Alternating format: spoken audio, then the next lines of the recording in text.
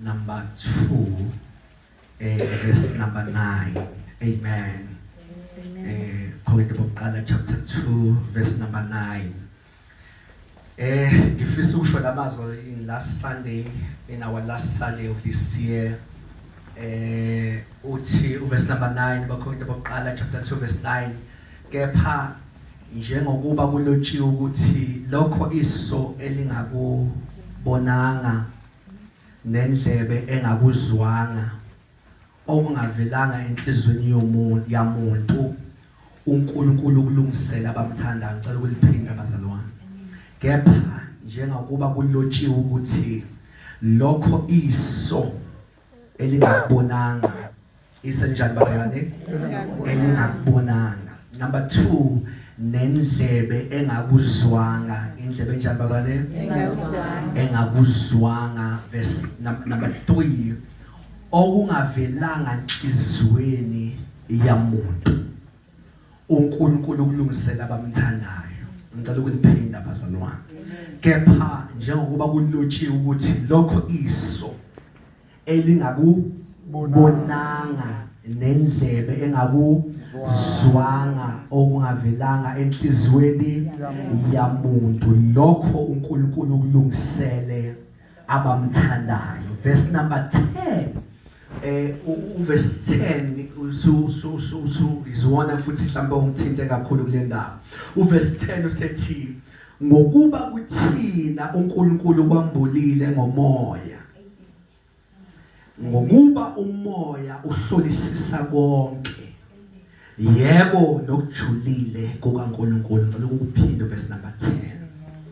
Ngokuba ithina uNkulunkulu kwambulile ngomoya. Uma uchecka iOphethe iBhayibheli uyobona leyo moya uM wakhona awumncane uM omkhulu futhi kushiwo umoya ogcwele. uNkulunkulu umoya ogcwele. Ngokuba kuthina uNkulunkulu kwambulile ngomoya. Selithi ngokuba umoya uhlolisisa konke. Yebo nokujulile kukaNkulunkulu. Verse number 11. Ngokuba ngumuphi kubantu owazi okomuntu. Verse 11 usuya general usuchaza nje ukuthi ubani owazi into zomuntu. Maselizothi uma kungesiyo umoya, uyabona umoya wakho namncane. Abazalwane bami. Verse 11. Ngokuba ngumuphi kubantu owazi okomuntu uma kungesiye umoya. Akusashiya umoya ongcwele. Sekushiwo lo moya umphefumulo uphefumula ngawo. Ukuthi kunezinto engaziwa umuntu ngawo kodwa umoya wakho phakathi uyazazi. Amen. Let me repeat 11. Ngokuba ngumuphi kubantu owazi okomuntu uma kungesiye umoya womuntu okuye na. That is general statement.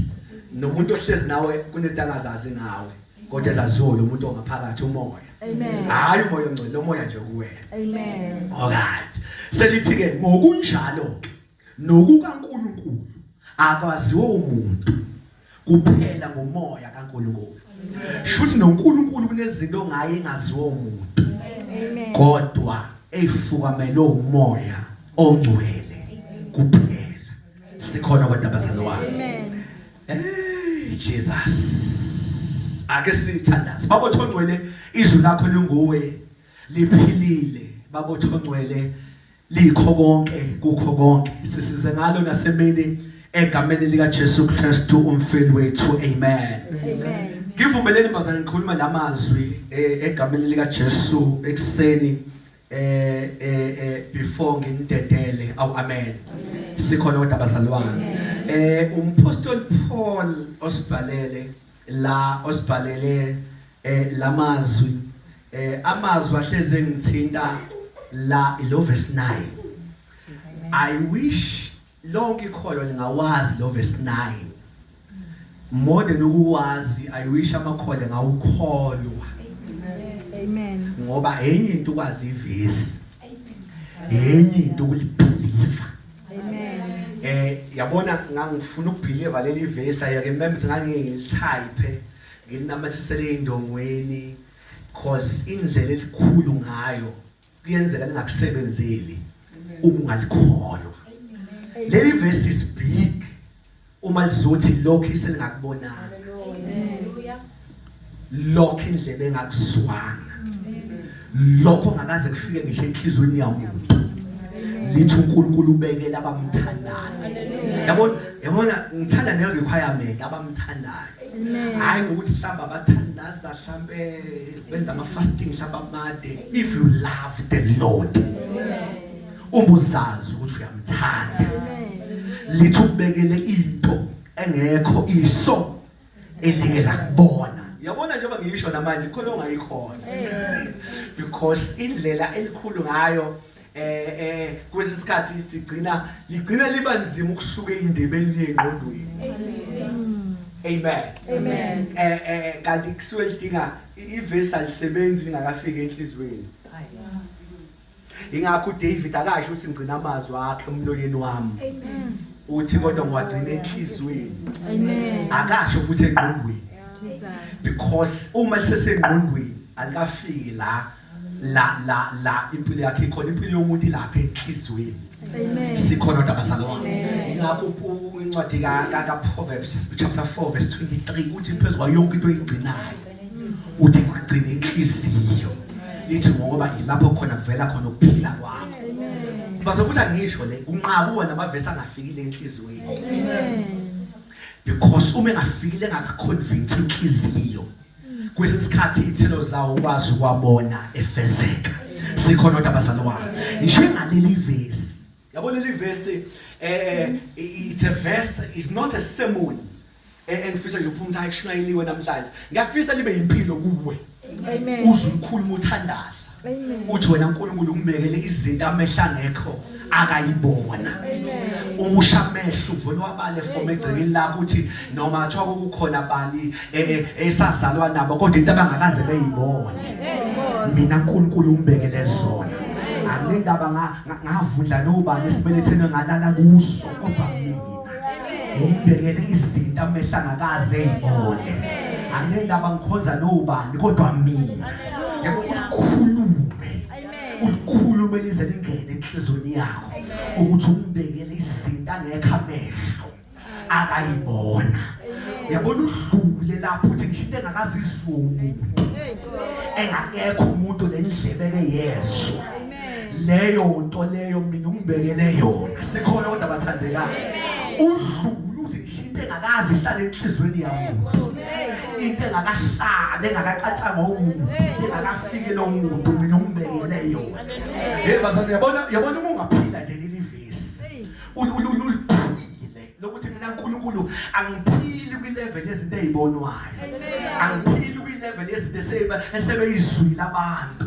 bayibona okwami akaze kubona umuntu okwami akekho umuntu owakuzwa sikhona kodwa bazalwane leli vesi lithi ngabona into yomuntu enhle ngiyomshaya izandla ngithi hayi into yomuntu kodwa kwami edlula lokho ngoba ngathi ungabonakala angisaqualify nje for khona mina I qualify for into engakabona akaze manje khona kodwa bathandekayo because le faith yahlupha ayisebenzeli uma ungaphili kuyo ifaith impilo and the faith lithi Bible comes by hearing lithi ukukholwa kuza ngokuzwa uzwe izwi likaNkulunkulu yabona nesithemba sonke ukuthi uThixo wenza imanga and that is here uThixo uzenzile kwabantu and nesithemba uzokwenza imanga emangalisayo ngithema ngibunya kozayo uNkulunkulu wangitshengisa sengathi isivuno sengathi isivuno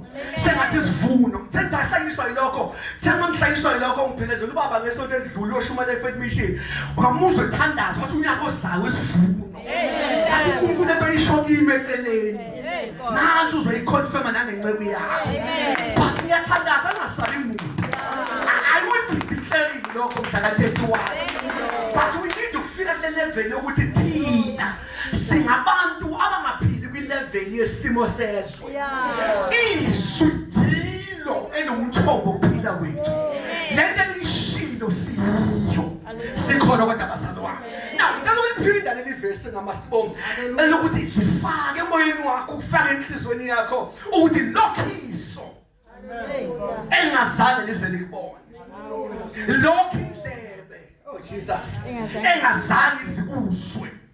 Into engavelanga enhlizweni yamuntu. Yilokho uNkulunkulu angibekele khona. Why ngibekela lento? Ingoba ngiyamthanda. Amen. I love the requirement. The requirement ayikho gobeni. Ayikho ekutheni ngoba nginamandla.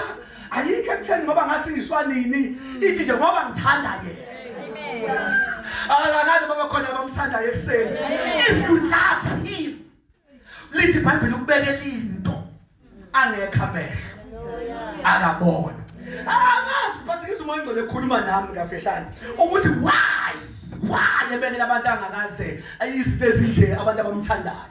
Yingoba naye simthande singamboni. Amen. Amen. Bakhona bathanda uNkulunkulu baba ababonwayo. And but deserve izinto ezibonwayo. Bakhona abantu abathanda uNkulunkulu abaphathwa ngezandla. Nabo badeserve izinto eziphathwayo. Awama kabonakala. So futhi ngamagama noma ngilungisela izinto angilungisela izinto kwilevel lento ebonakalayo. Uma isibonakala ivele ebonakaleni kodwa ivele engabonakaleni. Ingakho iBhayibheli lithi kokubonakala kwavela from invisible. Sikhona kodwa abasalayo. Uma uphethe uNkulunkulu ongabonakali fane noma ungaboni lutho. Uthi kodwa khona ngilungisele khona.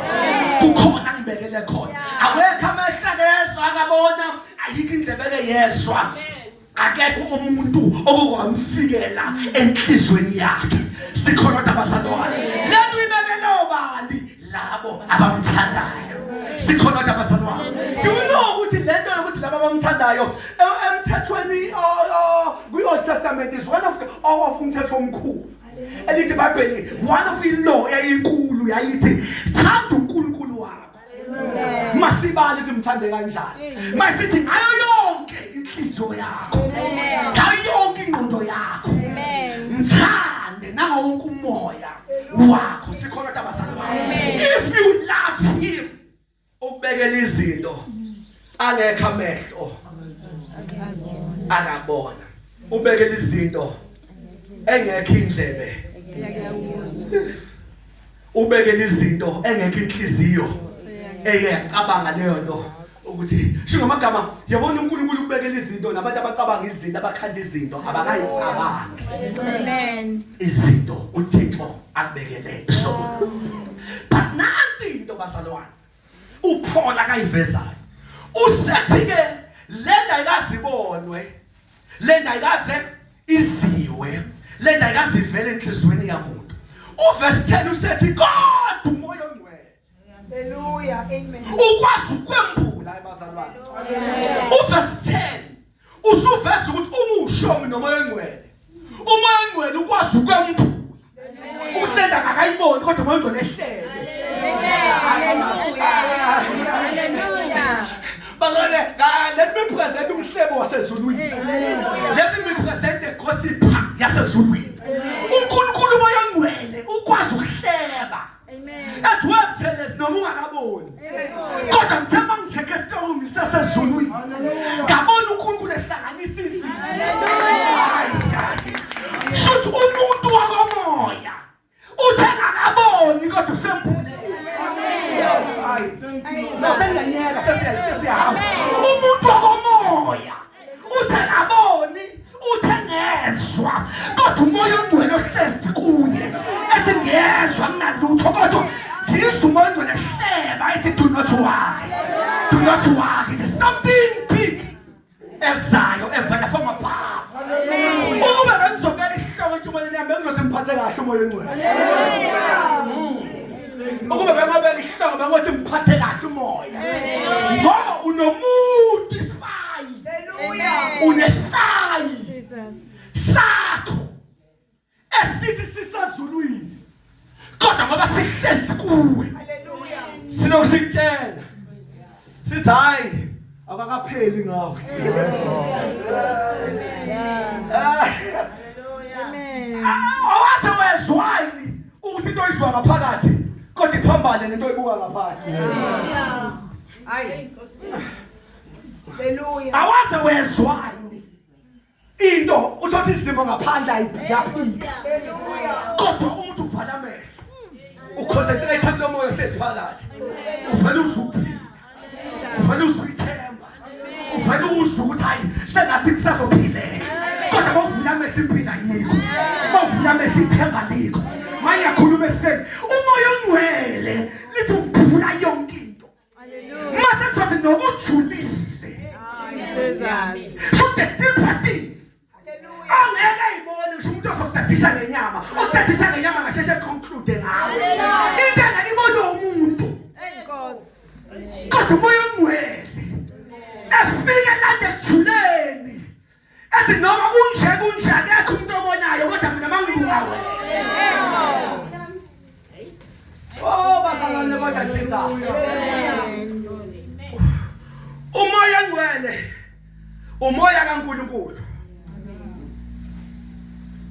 uNkulunkulu osilungisela izinto amhlose amen umoya ongcwele umoya kaNkulunkulu amen loyo moya kaNkulunkulu ngosuku lePentecost haleluya kwathi kuhlangane kaMele phezulu ukuthandaza sisaleni kuwo amen kwazama umdumo endlini ehlezi kuwo amen wathululwa haleluya kanti thulula umoya kaNkulunkulu amen kanti uthi umbhali ubala wazindaba zomuntu uma ngayena umoya wakhe haleluya kanti lesikhathi thulula umoya kaNkulunkulu thulula umoya wakhe uhamba nezimfihlo zikaNkulunkulu uhamba nolwazi nokuthi wenzani loNkulunkulu amen baba zolakaza ngiswele kuseni lokho umoya ongcwele akagesi haleluya yingakho umoya ongcwele asisho ukuthi wona inhlamba uma uthe wona sithi yena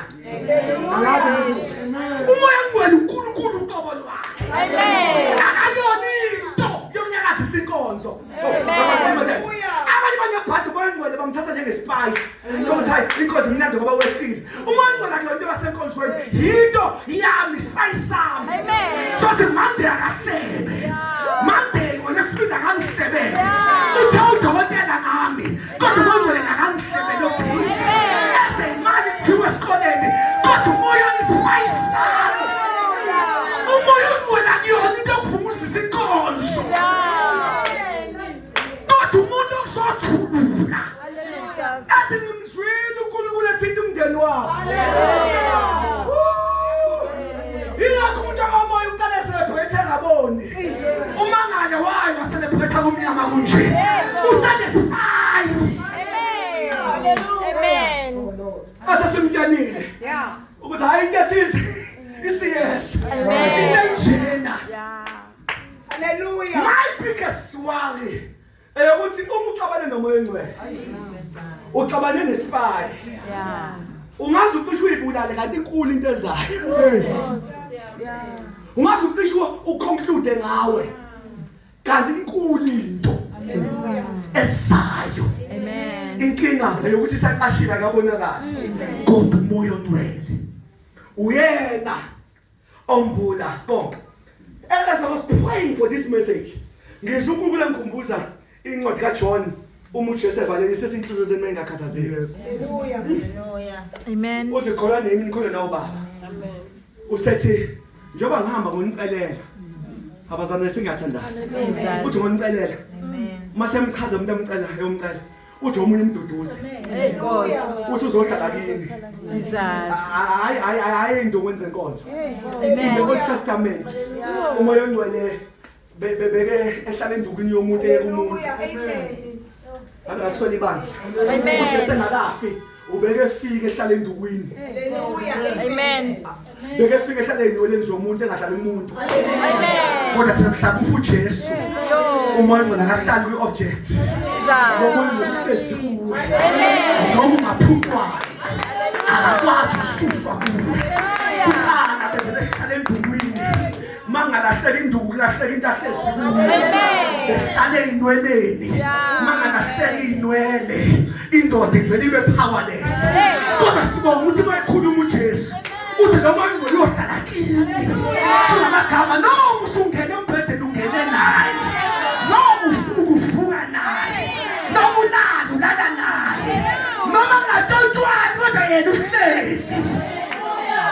uhlezi kuwe nanti into into engayo ayishoyo uwashoyo uJohn usethi uyokunisiza kukho konke. Hallelujah. Amen. Kukuweke kuthele ufuna ukusiza mawushumayela. Hallelujah. Kodwa ngokwezulu kuthiwa kukho konke. Alikho basibona. Kukuwe uthi ufuna ukusiza mawuthandaza. Esize mawushipha. Kodwa ngokwezulu akana limit. Mawungena ofisini uyakwazi ungena nawe.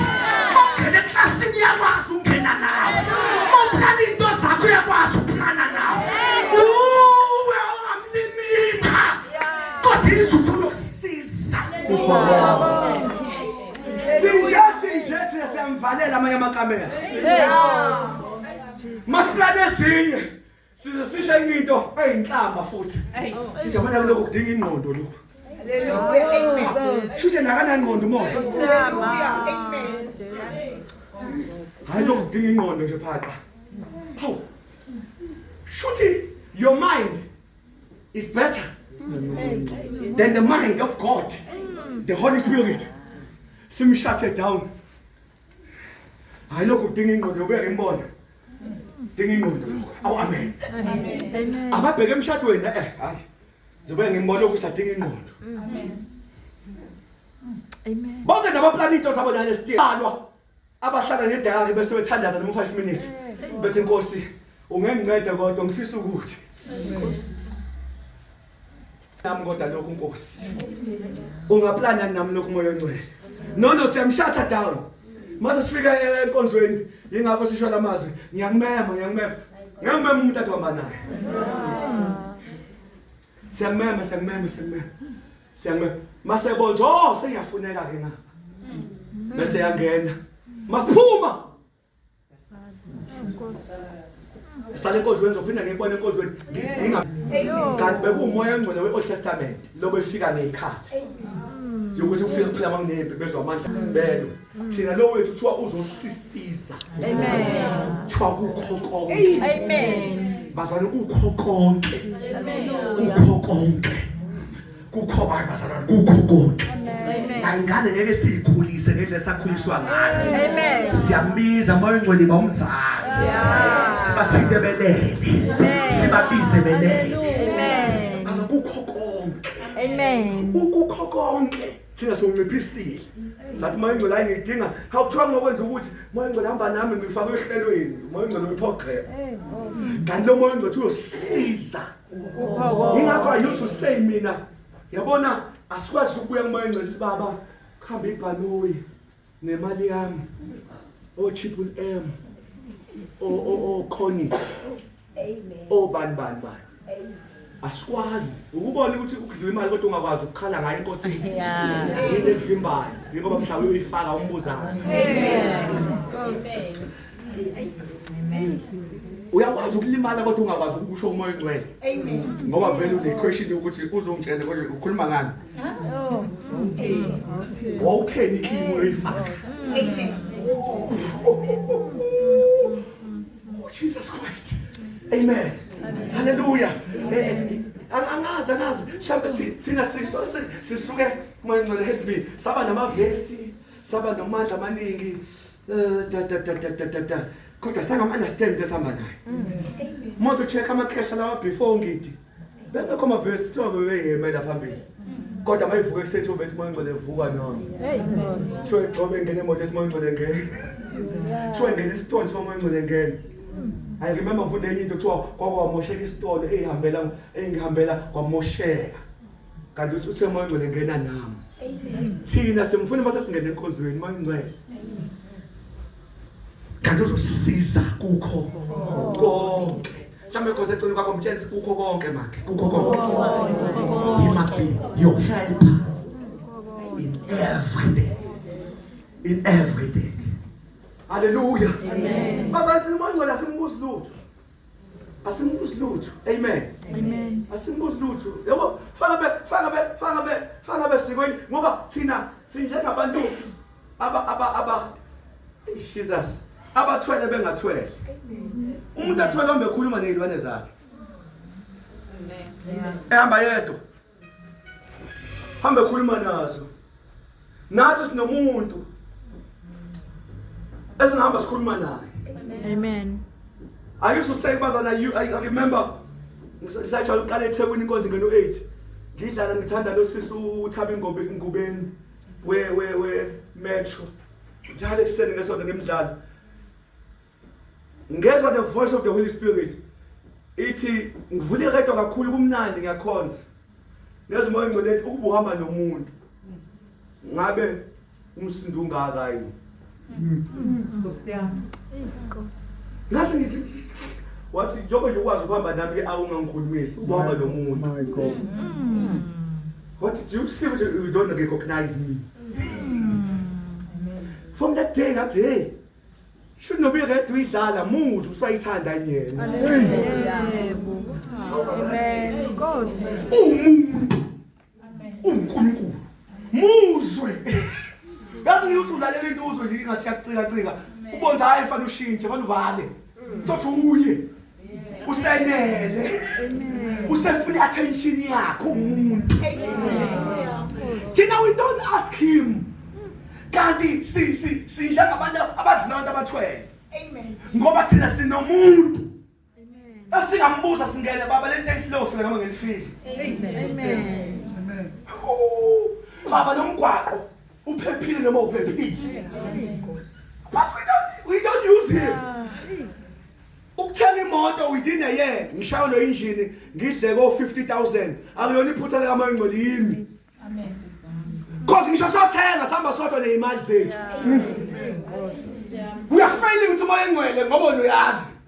Mhlawumbe khona engaziwa umuntu engangitshela umuntu onoyaziyo ngale moto. Nkosi. Thina uyinto yasenkonzweni uMoya Ngcwele. Kanti phakathi uzosiza ukho konke. I remember uMoya Ngcwele azongena ngisho ugqoka. Amen. Yamanje uyengena ugqoka. Eshintshisa ayinile ayiseyile. Uqale ngoba nalento ayithanda kodwa eshintshisa. No. No, amen nomungekho. I remember ngangosho lepangeni. Amen. Senungisa isisudu. Engiboya futhi ngiyayithanda. Hayi, ufuna ngole yahlupha, mayifaka into uyifaka sengathi iyacika la, kanti acike kuwena, acikeka yena. Amen. Awumzwami. Yingakho uMoya Ngcwele kulula ungamnaki ngoba nje ngithi uwe. Fanele uqale wazi ukuthi wena usaphila yena. Amen. Aningizwanga. Amen. Isitep sokuqala sakho noMoya Ngcwele fanele wazi ukuthi mina ngiphile.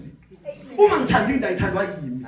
Yeah. Uyo yahalelayo. Amen. Ngokuthi angiphi umuntu into angimina uye. Amen. Because uMoya Ngcwele nengqondo ba close ioffice elibangwayo ingqondo. Amen. Usathane uMoya Ngcwele bafuna ingqondo.